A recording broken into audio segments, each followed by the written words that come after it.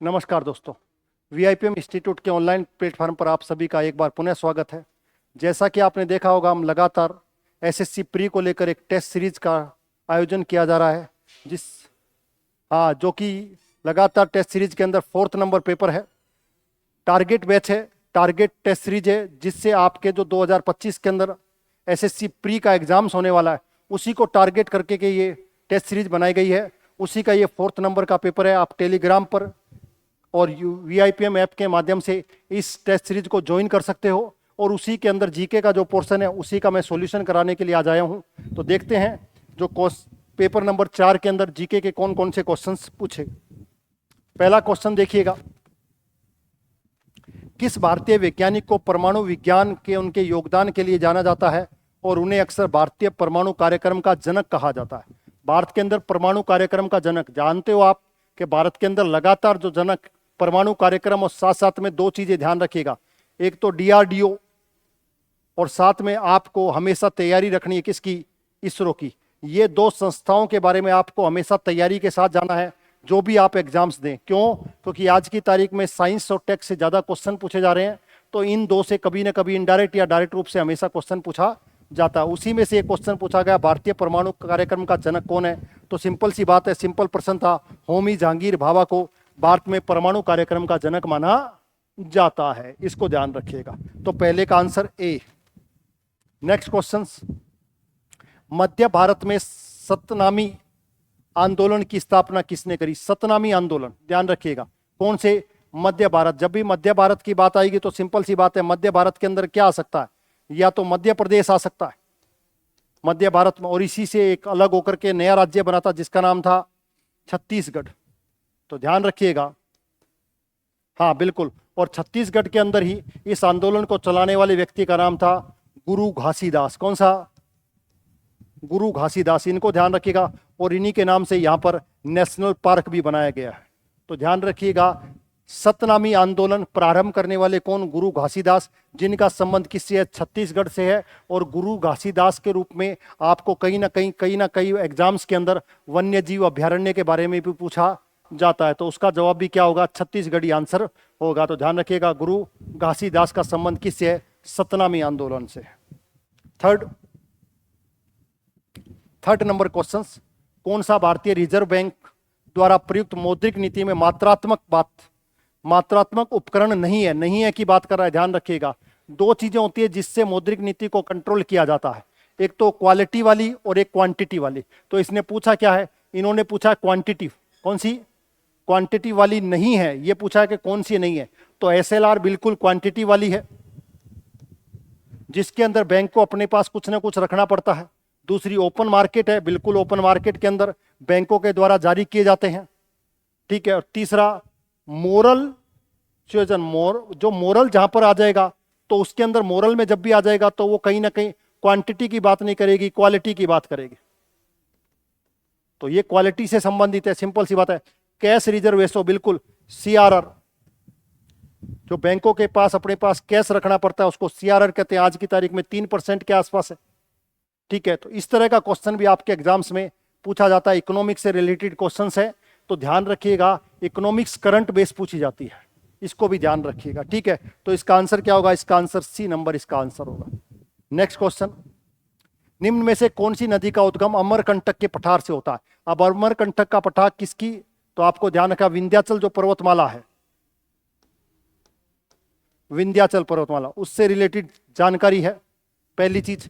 तो कौन सी नदी का उद्गम अमरकंटक से पठार से होता है? नर्मदा का, वैतरणी का, ताप्ती का, या गोदावरी का? तो अमरकंटक मध्य प्रदेश से मुख्य रूप से दो महत्वपूर्ण नदियां बहती है, एक ताप्ती और एक नर्मदा नदी। कौन सी? ताप्ती और नदी। तो इसमें महत्वपूर्ण नदी कौन सी होगी? नर्मदा नदी। दोनों के दोनों ध्यान रखिएगा, ये दोनों नदियां हैं, क्या नहीं बनाती? डेल्टा नहीं बनाती, क्योंकि ये कहां जाकर के गिरती हैं? अरब सागर में गिरती। तो ये क्या बनाती है? एस्चुरी बनाती। इसको ध्यान रखिएगा। गोदावरी नदी को दक्षिण की गंगा के नाम से भी जाना जाता है, या इसको बूढ़ी गंगा के नाम से भी जाना जाता है। एक चीज और ध्यान रखिएगा, अभी फिलहाल यहां पर ही अर्धकुंभ जो है उस कुंभ का आयोजन होने वाला है जल्दी ही। तो ध्यान रखिएगा। तो आंसर इसका क्या है? एक नंबर, नर्मदा नदी। एसएससी फाउंडेशन के बैच, हमारे तरफ से एसएससी फाउंडेशन का बैच स्टार्ट किया गया है। आप ज़्यादा से ज़्यादा स्टूडेंट उसको ज्वाइन कर सकते हो। फाउंडेशन बैच पूरे वर्ष भर चलने वाला है, जिससे आपका फाउंडेशन तैयार किया जाएगा, और जब तक फाउंडेशन तैयार नहीं होगा आज की तारीख में किसी भी एग्जाम्स को क्रैक नहीं किया जा सकता। तो अगर आप ज्वाइन करना चाहते हो तो गोपालपुरा मोड़ पर उसका मुख्य ब्रांच है, और ये मोबाइल नंबर है, आप कॉन्टैक्ट करके ज्वाइन कर सकते हो। नेक्स्ट, निम्न में से कौन से कथन सही हैं? कथन के बारे में पूछा और कथन सही है। भारत में वर्तमान में 7 केंद्र शासित प्रदेश हैं। केंद्र शासित प्रदेशों को राष्ट्रपति के द्वारा उसके द्वारा नियुक्त प्रशासक के माध्यम से प्रशासित किया जाता है। तीसरा, लद्दाख का गठन 31 अक्टूबर 2019 को, अब 31 अक्टूबर को ध्यान रखिएगा, पटेल जी का जन्मदिन मनाया जाता है, सरदार पटेल का, इनको ध्यान रखिएगा। और चंडीगढ़ पंजाब हरियाणा की संयुक्त राजधानी के रूप में काम करती है। तो बिल्कुल सही है, तो ये तो आपकी बात बिल्कुल करेक्ट हो गई। दूसरा, लद्दाख का गठन किया गया, बिल्कुल 5 अगस्त को 2017, 5 अगस्त 2019 को आपको पता ही है 370 को हटा दिया गया था, और जम्मू कश्मीर को 2 भागों में बांट दिया गया था। उसमें से एक भाग जम्मू कश्मीर, दूसरा लद्दाख, और लद्दाख को यूनियन टेरिटरी के रूप में भी स्थापित किया गया था, ये भी सही है। प्रशासक के माध्यम से, बिल्कुल प्रशासक के माध्यम से राष्ट्रपति के द्वारा कार्य प्रशासित किया जाता है, ये भी बिल्कुल करेक्ट है। वर्तमान के अंदर राजस्थान में भारत के अंदर 7 केंद्र शासित प्रदेश है, 7 नहीं है, यही गलत हो गया। वर्तमान के अंदर भारत के अंदर 8 यूनियन टेरिटरी के रूप में जाना जाता है। तो आंसर ये गलत था, और यही इसका आंसर होगा। 1 नंबर इसका आंसर आपको याद रखना है, क्योंकि इसमें पूछा कौन सा सही है। तो और इसके अंदर वर्तमान में केंद्र शासित प्रदेश, तो ध्यान रखिएगा। अच्छा, नीचे ऑप्शंस दे रखे हैं, तो नीचे ऑप्शंस के अंदर देखिएगा कि कौन सा सही है। तो ए 2, 3 और 4, 1 नंबर इसका सही आंसर होगा। 2nd नंबर, 3rd नंबर और 4th नंबर इसके सही आंसर होंगे, इसको ध्यान रखिएगा। नेक्स्ट क्वेश्चन, भारतीय रिजर्व बैंक के आय, पहचान और परिसंपत्ति वर्गीकरण में आईआरसी के विवेकपूर्ण मानदंडों के तहत वह अवधि कितनी जिसके बाद कोई भुगतान नहीं किए जाने के बाद ऋण को गैर निष्पादित परिसंपत्ति यानी कि एनपीए घोषित किया जाता है। नॉन परफॉर्मिंग एसेट्स, एनपीए ध्यान रखिएगा, एनपीए नॉन परफॉर्मिंग एसेट्स के रूप में घोषित किया जाता है। तो कितने दिन तक अगर आपने लगातार पेमेंट नहीं दिया बैंक का, तो वो आपका वो जो है ब्रांड, वो जो धन है वो क्या रूप में घोषित हो जाएगा? वो एनपीए घोषित हो जाएगा। तो ध्यान रखिएगा, लगभग 3 महीने तक अगर आपने 3 इंस्टॉलमेंट नहीं दी तो आपका जो अकाउंट है वो एनपीए घोषित कर दिया जाएगा, इसको ध्यान रखिएगा। एनपीए एक तरीके से वो धन जिसकी वापसी की कोई संभावना नजर नहीं आ रही, उसको एनपीए कहा जाता है, ध्यान रखिएगा। अगला क्वेश्चन, भारत का राष्ट्रीय ध्वज भारतीय ध्वज संहिता 2002 के द्वारा शासित है, और आपको पता ही होगा कि राष्ट्रीय ध्वज की लंबाई, और आपको पता आर्टिकल जो 19 है वही हमें झंडा फहराने का अधिकार देता है।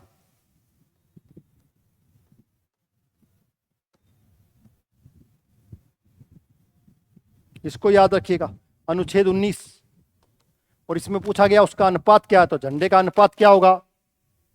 तो सिंपल सी बात है, अनुपात क्या होगा? 3 और 2, तो 3:2 इसका होगा। और ध्यान रखिएगा 22 जुलाई 1947 को हमने राष्ट्रीय ध्वज के रूप में तिरंगे को क्या किया था? स्वीकार किया था, इसको भी ध्यान रखिएगा आप। तो आंसर क्या होगा इसमें? डी इसका आंसर होगा। एक तरफ पुरस्कार दे रखे हैं, दूसरी तरफ पुरस्कार किस क्षेत्र में, वो 2 चीजें हैं, दोनों को आपस में मिलान करना है। चौधरी चरण सिंह को कौन सा पुरस्कार दिया गया?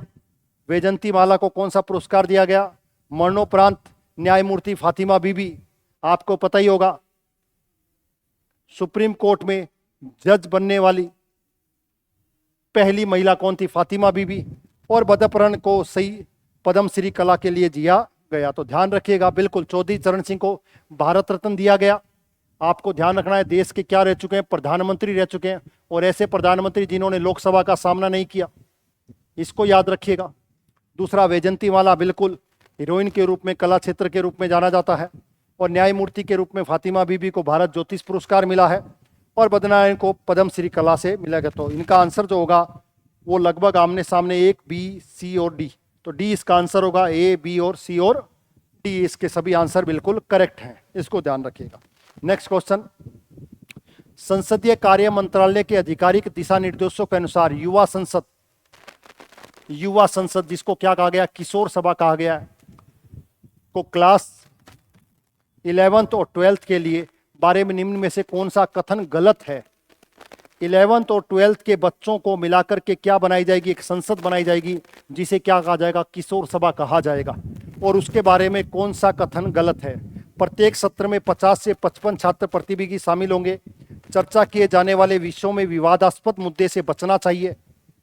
भागीदारी प्रतिवर्ष प्रति संस्थान केवल एक सत्र तक ही सीमित है, और हर युवा संसद वेब पोर्टल के माध्यम से ऑनलाइन आयोजित किया जाता है। ये 4 चीजें इसमें हैं, और युवा किशोर सभा के बारे में पूछा गया, तो बिल्कुल ध्यान रखिएगा। प्रत्येक सत्र के अंदर 50-55 प्रतिभागी होने चाहिए, बिल्कुल सही बात है। चर्चा किए जाने विषयों में बिल्कुल विवादास्पद मुद्दे नहीं होने चाहिए, बिल्कुल करेक्ट है। भागीदारी प्रतिवर्ष प्रति संस्थान केवल एक सत्र नहीं होगा, ये गलत हो गया, प्रत्येक सत्र के लिए हो सकती है, तो इसको ध्यान रखिएगा। और हर युवा संसद वेब पोर्टल के माध्यम से ऑनलाइन आयोजित किया जाता है, ये भी सही है। तो इसमें से पूछा क्या है, पूछा है कौन सा गलत है, तो गलत कौन सा होगा, सी नंबर इसका आंसर आपको देखने को मिलेगा, इसको ध्यान रखिएगा। नेक्स्ट क्वेश्चंस, निम्न में से कौन सी भारतीय भाषाओं के बीच वास्तविक समय अनुवाद प्रदान करने के लिए मेटी द्वारा शुरू किया गया एआई संचालित आर्टिफिशियल इंटेलिजेंस संचालित पहल है। कौन सी पहल है भारतीय भाषाओं के वास्तविक समय अनुवाद प्रदान करने के लिए, जो भी ट्रांसलेट होगा लैंग्वेज का वो तुरंत रियल टाइम के अंदर होगा, उसके लिए कौन सी एआई का उपयोग किया गया है। ई संजीवनी, भाषाणी, भाषा संगम और इंडिया एआई। जब भाषा की बात करेंगे तो एक चीज ध्यान रखिएगा, जब हम भाषा को ट्रांसलेट कर रहे हैं तो भाषा से शब्द ही कौन सा निकला होगा, भाषणी शब्द निकला होगा, संस्कृत शब्द, तो सिंपल सी बात है। तो कौन सी एआई का नाम क्या होगा, भाषणी एआई शब्द का प्रयोग किया जाएगा, इसको ध्यान रखिएगा। नेक्स्ट क्वेश्चन 20 का आंसर है। नेक्स्ट के अंदर पॉलिटिकल का एक क्वेश्चन है, आपके फंडामेंटल राइट्स से जो आर्टिकल्स पूछे गए उन आर्टिकलों को मिलान करना है। आर्टिकल 14 क्या कहता है, आर्टिकल 14 क्या कहता है, तो देखिए सिंपल सी बात है, विधि के समक्ष समानता की बात करता है, आपको ध्यान रखना। दूसरा आर्टिकल 21 क्या कहता है, आर्टिकल 21 आपको देता है प्राण और दैहिक स्वतंत्रता देता है। आर्टिकल 26 आपको क्या देता है, धार्मिक जो आज़ादी है उसका प्रबंधन या मैनेजमेंट करने का अधिकार देता है। और आर्टिकल 44 आपको पता होगा, नागरिकों को एकल समान नागरिकता दी जाती है। ध्यान रखिएगा, आर्टिकल 44 इंपॉर्टेंट है, क्योंकि अभी वर्तमान के अंदर उत्तराखंड के अंदर इसको लागू किया गया है, और आज़ादी से पहले, आज आज़ादी के बाद देश का पहला राज्य जहां पर आपको आर्टिकल 44 लागू होते हुए दिखाई देगा, यानी कि समान नागरिक संहिता आपको दिखाई देगी। आज़ादी से पहले बात करें तो गोवा के अंदर यह व्यवस्था पहले से लागू है। तो आंसर क्या होगा, ए का सेकंड, एक के अंदर ही है, 2 के अंदर, सॉरी, बी का थर्ड, तो ये सी के अंदर मिलेगा। तो इसका आंसर क्या होगा, डी इसका आंसर होगा, इसको ध्यान रखिएगा। कंप्यूटर का एक क्वेश्चन है, भंडारण क्षमता स्टोरेज कैपेसिटी को लेकर के क्वेश्चन पूछा गया है, इसको ध्यान रखिएगा। तो इसका आंसर क्या होगा, किलोबाइट। 1 किलोबाइट के अंदर क्या होगा, सिंपल सी बात को आप समझिए, 1 किलोबाइट के अंदर 1024 बाइट्स, बिल्कुल करेक्ट।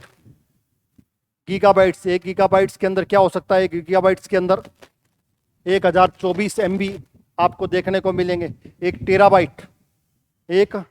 टेराबाइट के अंदर आपको 1024 KB नहीं, 1024 GB देखने को मिलेगा। सबसे बड़ा स्टोरेज होगा तो टेराबाइट कहलाएगा, ध्यान रखिएगा। और मेगाबाइट का मतलब 1024 किलोबाइट को क्या कहेंगे, मेगाबाइट के रूप में जाना जाता है, तो इसको ध्यान रखिएगा। तो इस तरह का आंसर क्या होगा, एक में ये एक का एक, तो यही आपका आंसर आपको देखने को मिलेगा। तो 20 का आंसर आपको देखने को मिलेगा। नेक्स्ट क्वेश्चंस, स्मृति युद्ध स्मारिका में स्थित है इसकी आधारशिला। स्मृति युद्ध स्मारक कहां पर स्थित है और इसकी आधारशिला किसने रखी, तो लखनऊ छावनी के अंदर, और जनरल रोडिंग्स के द्वारा, या गोमती नगर के अंदर जनरल वीके सिंह के द्वारा, या आलमबाग के अंदर जनरल MM रणवणे के द्वारा, या फिर हरतनगंज के अंदर हजरतगंज के अंदर जनरल विपिन रावत के द्वारा। तो स्मृति युद्ध स्मारिका स्थित कहाँ पर है? तो स्मृति स्मृत कहाँ पर स्थित है? लखनऊ के अंदर स्थित है। और इसकी आधारशिला किसने रखी? जनरल एस.एफ. रोडिंग्स के द्वारा इसकी आधारशिला रखी गई थी। तो इसका आंसर क्या होगा? 1 नंबर इसका आंसर होगा। हिस्टोरिकल 1857 से रिलेटेड क्वेश्चन है, ध्यान रखिएगा। पेरिस ओलंपिक 2024 जो हुआ था,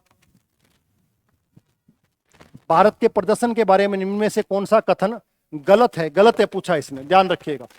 नीरज चोपड़ा ने जेवलिन थ्रो में रजत पदक जीता, बिल्कुल रजत पदक जीता था, क्योंकि हमने एक ही जीता था। भारत ने 6 पदक अर्जित किए, जिसमें 1 रजत, बिल्कुल देख लिए, 1 रजत और 5 कांस्य, बिल्कुल। टोटल हमने कितने प्राप्त करे? 1 5 और बराबर 6। पिछले बार वाले में इससे ज्यादा प्राप्त करे थे, 7। ठीक है। भारत समग्र पत्रिका पदक तालिका के अंदर 70वें स्थान पर था और भारत ने 16 खेलों में रिकॉर्ड 117 एथलीटों का, बिल्कुल भारत ने 16 खेलों के अंदर रिकॉर्ड 117 दल भेजा था, बिल्कुल ये भी करेक्ट है, ये भी करेक्ट है। तो ये भी करेक्ट हो गया। फिर बचा क्या? भारत में समग्र पदक तालिका में 70वें स्थान पर था। भारत 70वें स्थान पर नहीं था, भारत 71वें स्थान में था। 70वें स्थान की जगह 71 स्थान भारत ने प्राप्त किया था, जबकि इससे पहले उसका स्थान 48 था। यानी कि हमारा कहीं ना कहीं अब की बार वाला जो ओलंपिक हुआ था पेरिस वाला, वो कमजोर प्रदर्शन हमारा कहीं ना कहीं रहा। हमने कोई गोल्ड नहीं जीता और हमने रजत भी केवल एक ही जीता, जेवलिन थ्रो के अंदर, वो भी नीरज चोपड़ा के। इसरो द्वारा स्थापित भारतीय क्षेत्रीय नेविगेशन प्रणाली का नाम क्या है? क्षेत्रीय नेविगेशन प्रणाली उपग्रह, सॉरी नेविगेशन उपग्रह प्रणाली का नाम क्या है इसरो द्वारा? ध्यान रखिएगा, मैंने आपको पहले भी क्वेश्चन में बताया था, इसरो से रिलेटेड, डीआरडीओ से रिलेटेड, साइंस टेक से रिलेटेड आजकल क्वेश्चन ज्यादा आ रहे हैं। उनकी अच्छे से तैयारी करें, क्योंकि एग्जाम्स में उस तरह की प्रकृति आती है और वही प्रकृति मैंने आपको यहाँ जो क्वेश्चंस बना करके जीके के दिए हैं, उनकी प्रकृति से आप मिलान करोगे तो आपको ऐसे ही क्वेश्चन दिखाई देंगे। तो ध्यान रखिएगा, इनसेट, जीपीएस इंडिया, गगन या आईएनएस। तो ध्यान रखिएगा, नेविगेशन उपकरण प्रणाली का नाम क्या है? गगन नाम है, इसको याद रखिएगा। गुप्त वास्तुकला के संदर्भ में गलत कथन को चुनिए। गुप्त काल के अंदर वास्तुकला, क्योंकि गुप्त काल आपका क्या है? स्वर्णिम काल है। कौन सा काल? स्वर्णिम काल आपको देखने को मिलेगा, क्योंकि कला, साहित्य और विज्ञान सभी के अंदर सर्वोपरि थे। जो आपके मंदिर देखने को मिलेंगे, इन मंदिरों के अंदर शिखर युक्त मंदिर मिलने की व्यवस्था इसी कालखंड के अंदर आपको दिखाई देगी। ठीक है, इसको ध्यान रखिएगा। तो मंदिर कैसे शिखर युक्त और कौन से काल के अंदर? गुप्त काल के अंदर आपको बनते हुए दिखाई देंगे। इसमें से पूछा है, एरण से जो मिला है, एरण, एरण का है एमपी के अंदर। एरण के विष्णु मंदिर की छत सपाट है, बिल्कुल सपाट है। दूसरा, देवगढ़ के 10 अवतार मंदिर ऊंचे शिखर के लिए, बिल्कुल 10 अवतार मंदिर। देवगढ़ झांसी, देवगढ़ झांसी, जिसे भारत का सबसे प्राचीन मंदिर भी कहते हैं। अलंकृत गुप्त शैली से वास्तुकला को दर्शाता है, बिल्कुल दर्शाता है। सबसे महत्वपूर्ण मंदिर है जिसमें विष्णु के 10 अवतार दिखाए गए हैं। भूमरा मंदिर भगवान विष्णु को समर्पित है, भूमरा मंदिर, जो कि मध्य प्रदेश के अंदर है।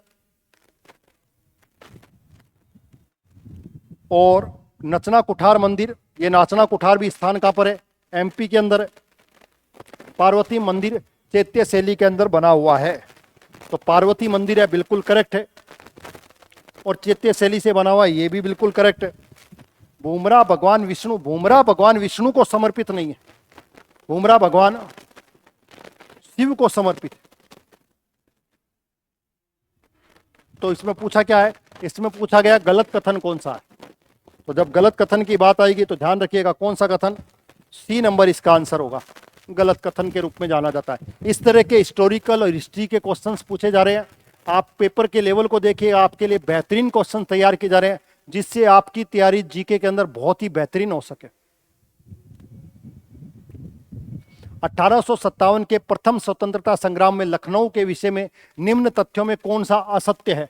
1857 की क्रांति से रिलेटेड क्वेश्चन पूछा गया और कौन सा असत्य है। देखिए, इन प्रश्नों को देखिएगा, इनकी प्रकृति को समझिएगा। और ये प्रश्न जो है कंसेप्चुअल पेपर से, कंसेप्चुअल क्वेश्चन है। अगर आपका टॉपिक अच्छे से तैयार है तभी ये क्वेश्चन हो पाएंगे, अन्यथा नहीं होंगे। क्यों? आज के तारीख में जो पेपर का स्टैंडर्ड पूछा जा रहा है वो बहुत ही टफ पूछा जा रहा है। तो आपकी तैयारी अच्छी होगी, तभी आप पेपर को क्रैक कर पाओगे। जीके जनरल स्टडीज का जो पार्ट है वो तो वास्तव में एसएससी के अंदर ध्यान रखिएगा। क्यों? क्योंकि मैथ्स और रीजनिंग को तो मैक्सिमम स्टूडेंट्स कंप्लीट कर लेते हैं, लेकिन जीके का पार्ट्स और साथ साथ में अंदर इंग्लिश, इन दोनों के अंदर कहीं ना कहीं वो कमजोर दिखाई दे रहे हैं। अभी वर्तमान के अंदर भी ये स्थिति है। 1857 के प्रथम स्वतंत्रता संग्राम में लखनऊ के विषय में निम्न में से कौन सा कथन असत्य है? पराजित अंग्रेजों ने आत्मसाक्षात बेगम हजरत महल के राजमहल में शरण ली। लखनऊ में इसकी शुरुआत 30 मई को हुई थी। बेगम हजरत महल। अगस्त 1857 के प्रारंभ में बिजरिस कादिर, या कद्र कह दो, या बिजरिस कादिर को नवाब लखनऊ का वली घोषित किया गया था, बिल्कुल। और 30 जून 1857 के चीनट के युद्ध में, ये कई बार एग्जाम से पूछा गया, चीनट का युद्ध, अंग्रेज पराजित हुए थे, तो ध्यान रखिएगा, बिल्कुल अंग्रेज इस युद्ध में पराजित हुए थे। बिजरिस कादिर को वली घोषित किया गया, ये भी सही है। और इसकी शुरुआत 30 मई को हुई थी लखनऊ में, ये भी सही है। वैसे तो 1857 की क्रांति की शुरुआत 10 मई को हुई थी मेरठ से, लेकिन इसमें लखनऊ पूछा, इसको ध्यान रखिएगा। पराजित अंग्रेजों ने आत्मसाक्षात बेगम हजरत महल के राजमहल में शरण ली। बेगम हजरत महल से अंग्रेज पराजित हुए ही नहीं। पराजित कौन हुई थी? बेगम हुई थी पराजित। और बेगम कहां चली गई थी? नेपाल चली गई थी। तो ये तो स्टेटमेंट ही रॉन्ग हो गई, और इसने रॉन्ग ही पूछा है, तो आंसर क्या होगा इसका? इसका आंसर ए नंबर इसका आंसर होगा, ध्यान रखिएगा। नेक्स्ट क्वेश्चन, भारत में केरल में नेमम में स्थित नीरामंकर मंदिर किस प्रकार का मंदिर है? केरल के अंदर पूछा गया है। नीरामंकर का मंदिर किस प्रकार के मंदिर माना जाता है? निरंतरा प्रकार का मंदिर, सर्वोत्तर भद्र प्रकार का मंदिर, संधारा प्रकार का मंदिर, या मंडप प्रकार का मंदिर? ध्यान रखिएगा, शिव को समर्पित मंदिर है और संधारा प्रकार का यह मंदिर माना गया। इसको ध्यान रखिएगा। स्टैटिक्स के क्वेश्चन आपके एग्जाम्स में पूछे जाते हैं। एक मंदिर, कभी ना कभी कोई मंदिर, कभी कोई नृत्य, या कभी कोई बुक्स बार बार पूछी जा रही हैं, उसी को ध्यान में रख करके आपका ये पेपर तैयार किया जा रहा है। इस पेपर को देखोगे, आपके इसके स्टैंडर्ड को देखोगे, इसके क्वेश्चन की प्रकृति को देखोगे, तो आपको वास्तव में समझ में आएगा। पेपर करते हुए आपको ऐसा जरूर महसूस होगा कि ये पेपर कहीं ना कहीं एसएससी सीजीएल के लेवल का दिखाई देता है, ध्यान रखिए। भारत के उड़ीसा में खंडगिरी में कौन सा गुफा 24 जैन तीर्थंकरों की नक्काशी के लिए जानती है? कौन सी गुफा की बात करी है? 24 तीर्थंकर। जैनों के कुल कितने तीर्थंकर? 24 तीर्थंकर हुए, जिसमें ऋषभ देव से लेकर महावीर स्वामी तक। ध्यान रखिएगा, ऋषभ देव को आदिनाथ कहा जाता है, तो ये जैनों के संस्थापक और ये जैन धर्म के वास्तविक संस्थापक माने जाते हैं, रियल फाउंडर माने जाते हैं। उन्हीं के बारे में पूछा गया कि किससे जानकारी मिलती है, तो उड़ीसा के खंडगिरी के अंदर गुफाएं कौन सी है? उड़ीसा के खंडगिरी के अंदर कौन सी गुफाएं देखने को मिलती है? हाथी गुफा विलेख देखने को मिलती है, जो कि उदयगिरी की पहाड़ी में आपको देखने को मिलेंगी, और राजा खारवेल से संबंधित है। कलिंग के क्षेत्र में, कौन सा? कलिंग का क्षेत्र, इसमें ध्यान रखिएगा। इसमें राजा खारवेल की सैन्य, उसकी उपलब्धियों की जानकारी भी आपको देखने को मिलती है, और इसी के अंदर आपको जैन तीर्थंकरों की जानकारी भी देखने को मिलती है। तो आंसर क्या होगा इसका? बी इसका आंसर होगा। दिसंबर 2022 तक किस भारतीय राज्य में विशेष रूप से कमजोर जनजातीय समूह PVTGS के अंतर्गत वर्गीकृत जनजातीय समुदायों की संख्या सर्वाधिक है? ऐसा जनजातीय समुदाय जो बहुत ज्यादा कमजोर है, उन जनजातीय जो समुदाय, जो कमजोर जनजातीय समाज है, उसे ही कहा जाता है क्या? PVTGS। ध्यान रखिएगा। तो इसकी सबसे ज्यादा संख्या आपको कहां देखने को मिलेगी? तो सिंपल सी बात है, इसकी सर्वाधिक संख्या आपको उड़ीसा के अंदर देखने को मिलेगी। इसको ध्यान रखिएगा, जहां पर आपको संथाल जाति देखने को ज्यादा मिलती है, मुंडा देखने को मिलती है, इसको याद रखिएगा। और आपकी जो राष्ट्रपति हैं द्रौपदी मुर्मू, उनका संबंध भी किससे? उड़ीसा से, और वो भी किसका जनजाति से हैं? संथाल जाति से हैं, इसको भी याद रखिएगा। तो उड़ीसा में आपको देखने को मिलेगा, इसको ध्यान रखें। नेक्स्ट, यूनेस्को ने 24 जनवरी 2015 को कौन सा वैश्विक उत्सव मनाया था?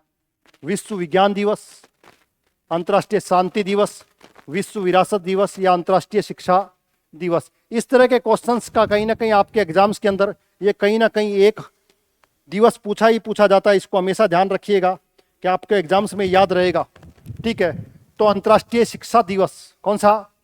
अंतर्राष्ट्रीय शिक्षा दिवस, इसको याद रखिएगा किस रूप में? 24 जनवरी। और इसको भी याद रख लीजिएगा, एग्जाम्स में पूछा जा सकता है 18 अप्रैल को। कौन सा? 18 अप्रैल को हेरिटेज दिवस के रूप में मनाया जाता है। अंतर्राष्ट्रीय शांति जरूर याद रखिए, क्यों? क्योंकि हमारे यहाँ पर अहिंसा दिवस 2 अक्टूबर को कहीं ना कहीं मनाया जाता है, एग्जाम्स में पूछ लिया जाता है, इसको ध्यान रखिएगा। और विश्व विज्ञान दिवस भी ध्यान रखिएगा, अगर पढ़ना चाहते हो तो 10 नवंबर को। जबकि भारतीय रूप से कब मनाया जाता है? भारतीय पूछे, भारतीय विज्ञान दिवस कब मनाया जाता है? तो वो 28 फरवरी को मनाया जाता है। तो ये दिवस से दिवस आपको याद होने ही चाहिए। तो इसका आंसर डी होगा। प्रसिद्ध त्रिमूर्ति मूर्तिकला निम्न में से कौन सी गुफा में है? त्रिमूर्ति मूर्तिकला के बारे में पूछा। अलोरा की गुफाओं में, कार्ले की गुफाओं में, एलिफेंटा की, ध्यान रखिएगा। तो सारे के सारे, एक तो औरंगाबाद महाराष्ट्र में आपको देखने को मिलेंगी, पहली चीज तो ये ध्यान रखिएगा। जिसमें अजंता अलोरा की गुफाएं, कौन सी? अजंता अलोरा की गुफाएं गुप्तकालीन मानी जाती हैं, इसको याद रखिएगा।